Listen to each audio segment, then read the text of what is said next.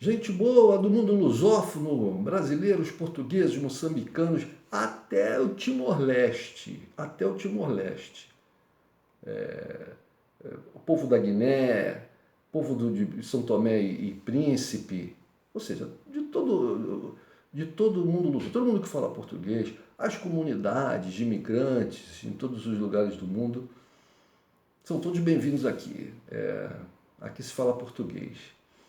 Vou falar hoje de uma questão que eu já abordei num vídeo anterior, que foi a questão do famoso Flow Podcast, onde o seu integrante, um dos seus integrantes principais, o Monark, junto com um convidado que era um deputado federal no Brasil, o Kim Kataguiri, fizeram apologia ao nazismo. De que maneira eles fizeram apologia ao nazismo? Bom, eles estavam num debate, numa entrevista, os dois apresentadores do podcast e dois convidados, o deputado federal Kim Kataguiri e uma deputada federal chamada Tabata Amaral. Essa deputada Tabata Amaral se diz de esquerda, mas eu já vi ela algumas vezes em programas debatendo com esse Kim Kataguiri. Parece que eles são até colegas. Tem na sua conversa, né, nos diálogos que eu já vi eles travando nos programas, na internet, etc., eles parecem ter uma proximidade, uma certa intimidade, como colegas próximos e tal. No entanto, como eu acabei de dizer, a Tabata Amaral se diz de esquerda e o Kim Kataguiri é de direita. Mas ele se afirma como um direita de centro-direita. Mas quando a gente vai ver a folha corrida do cidadão, a gente vê que ele não é de centro-direita. Ele é de extrema-direita. Por que razão? Bom, em primeiro lugar, ele foi um dos principais, junto com o seu grupo MBL, um dos principais responsáveis, houve muitos, né? Mas ele foi um dos de mais destaque responsáveis na luta, né, pelo impeachment da presidente Dilma Rousseff. E a gente, cada vez que lê a respeito, estuda a respeito, compreende, entende a grande armação, o grande golpe, o grande absurdo, né, o grande golpe na democracia brasileira que foi o impeachment da presidente Dilma Rousseff. Eu aqui não sou um defensor da Dilma, acho que ela teve erros bastante importantes na administração política do país. Eu acho que ela pecou nessa questão política, no trato com os outros agentes políticos, né? Ela não teve a artimanha necessária, ela não teve o jogo de corpo necessário para se lidar com essas várias correntes políticas que habitam, né, o cenário político brasileiro. Isso acho que foi o principal erro dela. Muitos afirmam que ela cometeu erros econômicos. Bom, isso talvez, mas na verdade tivemos uma crise, né, uma crise das commodities, que deu um baque na economia brasileira. Mas nada que, né, um pequeno ajuste, né, não fizesse a coisa voltar ao normal num prazo de 2 anos. Quer dizer, então, até as eleições próximas, né, no final do segundo mandato dela, a população veria, né, o resultado das ações do governo para tentar corrigir, né, o desandar da economia. Infelizmente, isso não foi possível porque o impeachment a tirou do poder. Mas uma coisa também que influenciou muito esse desandar da economia foi a atuação da Lava Jato. A Lava Jato, capitaneada pelo senhor Sérgio Moro, que hoje é candidato a presidente da República, foi um grande esquema de lawfare, né, que veio a público porque um hacker colocou a público, né, gravações que ele fez de troca de mensagens no Telegram entre o juiz Sérgio Moro e o procurador Deltan Dallagnol, que era o chefe da parte dos procuradores na Operação Lava Jato, e do Deltan com outros procuradores, e então desvendou ali a grande trama criminosa feita por eles, né? Se não fosse esse hacker, que devia receber um prêmio de herói nacional, se não fosse esse hacker, Lula estaria na cadeia, continuaria na cadeia, e Sérgio Moro, com certeza, seria aí agora um dos principais presidenciáveis aí, pronto a derrotar Jair Bolsonaro. O Brasil sairia de um governo de Jair Bolsonaro para entrar no governo de Sérgio Moro, que seria a submissão total aos interesses norte-americanos e o apoio midiático da Rede Globo de televisão, que sempre apoiou o Sérgio Moro e a Lava Jato, né? Só começou a tirar o pezinho da lama quando a coisa começou a feder para o lado do Sérgio Moro. Aí começou a tirar o pezinho da lama, né? Mas teve sempre, eles trabalhavam juntos, a Lava Jato trabalhava junto com a Globo, né? Para que divulgasse as informações que a Lava Jato passava para ela. Bom, mas o MBL foi um dos agentes importantes no impeachment da Dilma. E eles fizeram uma tremenda de uma patifaria, porque eles afirmavam sempre afirmaram que eram contra a política, fora da política. Mas o que eles fizeram foram se lançar na política.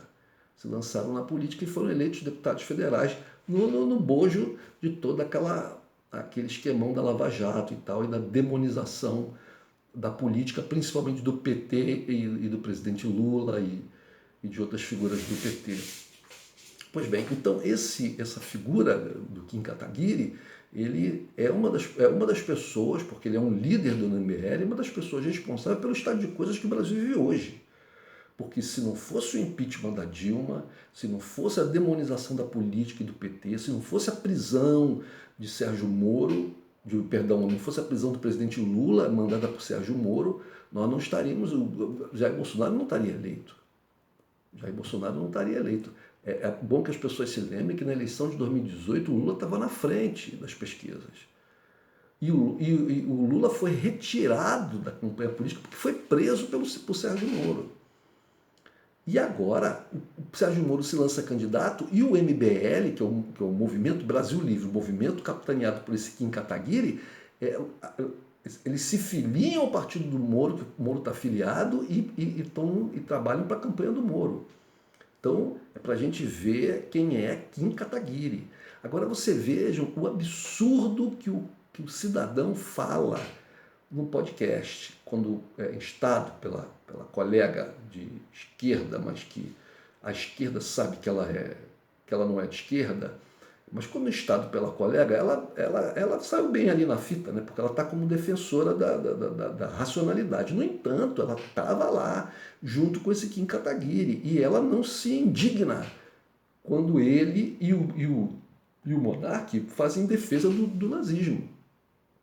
Ela devia se indignar, falando, gente, isso é um absurdo o que vocês estão falando, isso é um absurdo, vocês não têm noção do que vocês estão falando, eu vou parar de discutir vocês, porque eu não vou participar disso. Se ela fosse uma pessoa minimamente consciente, né, ela faria isso. Mas não, ela terminou o programa ali, disse que não concordava com eles e tal, mas no final do programa ainda tira foto com eles, sorrindo e tal, né, foto final. Então ela também é cúmplice do esquema. Mas quando instado por ela sobre se a Alemanha errou a criminalizar o nazismo, ele disse que sim, acha que errou. Na cabeça dele, o partido nazista não deveria ser criminalizado. Não deveria ser criminalizado. E quando o monarca diz lá que aqui no Brasil se tem esquerda radical, por que não tem direita radical?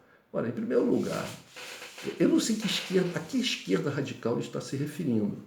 Né? Não sei qual é o partido de esquerda radical que ele está se referindo. Agora, eu posso dizer que dos partidos que têm relevância, que tem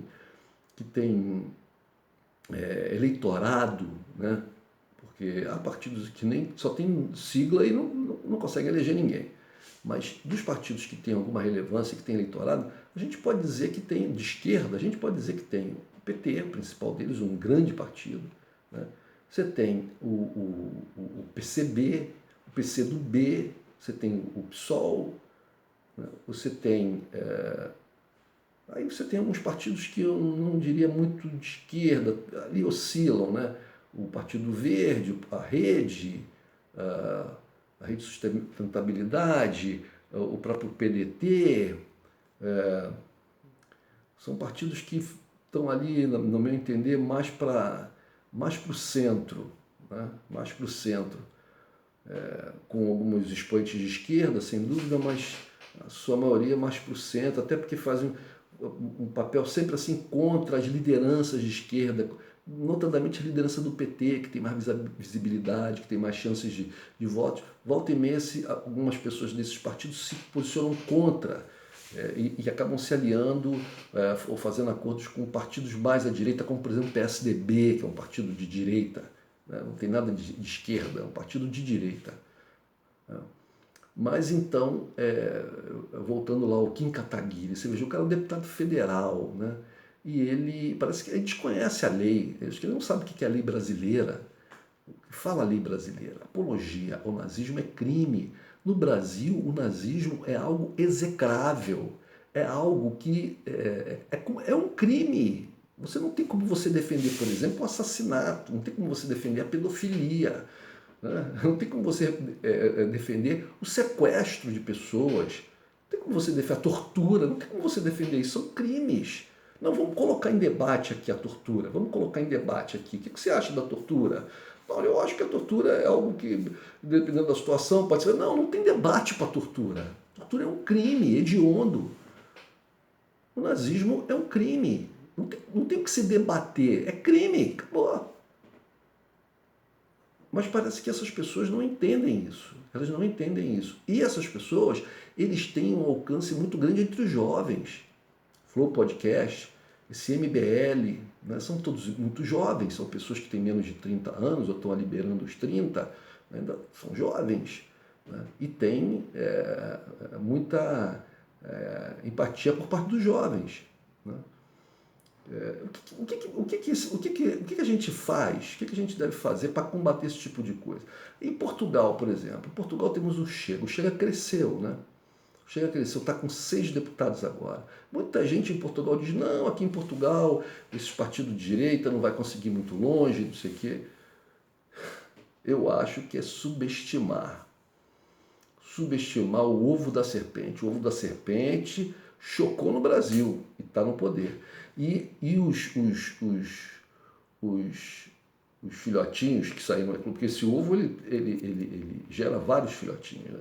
Você veja que os grupos neonazistas no Brasil tiveram um crescimento assim absurdo no Brasil nos últimos anos, principalmente no período do Jair Bolsonaro. Talvez seja por isso, porque na internet, né, nesses fóruns, nesses debates, nesses chats aí que as pessoas que são privados, que as pessoas não têm acesso, que os jovens conhecem muito, essas redes sociais, tipo aquela Discord lá nos Estados Unidos, nunca tinha ouvido falar, mas que o jovem aí português que tentou cometer o ato de massacre na escola dele, ele conhecia. Olha o nome o nome da rede social, Discord.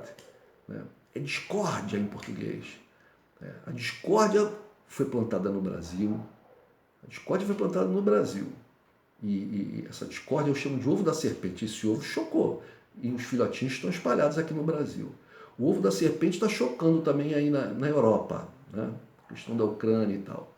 E em Portugal, estão esquecidos. O ovo está lá. Ó. A serpente está em volta do ovo.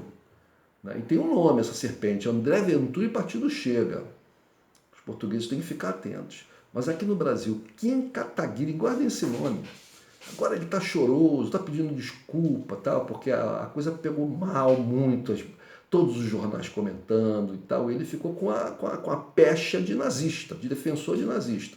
Ele está tentando se livrar disso, mas né, Sérgio Moro já veio tentar defendê-lo, dizer que ele errou, mas foi uma falha e tal. Né? E é outro nazistão também. É isso, gente. Gente, temos que estar sempre atentos. Um abraço.